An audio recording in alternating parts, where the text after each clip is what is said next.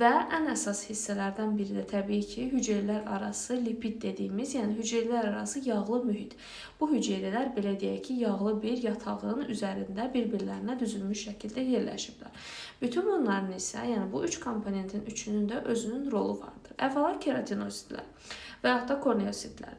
Bu hüceyrələr bir-birlərinə divar kimi birləşərək dərimizin baryerini təşkil edirlər. Bunun nə üçün vacibdir? Xarici mühitdən hər hansı bir mikroorqanizmin və yaxud da toksinlərin, kimyəvi maddələrin bədənimizə daxil olub xəstəlik törətməsinin qarşısını alır. Bu düzülür. Digər tərəfdən bu hüceyrələrin içərisində olan mübadilə məhsulları, hansı ki dediyim kimi amin turşulardır, ureadır, urokanin turşusudur. Bu maddələr isə özlərinə, bunların ümumi adı təbii nəmləndirici faktor gedir və bu faktorlar, yəni bu maddələr özlərinə su birləşdirirlər.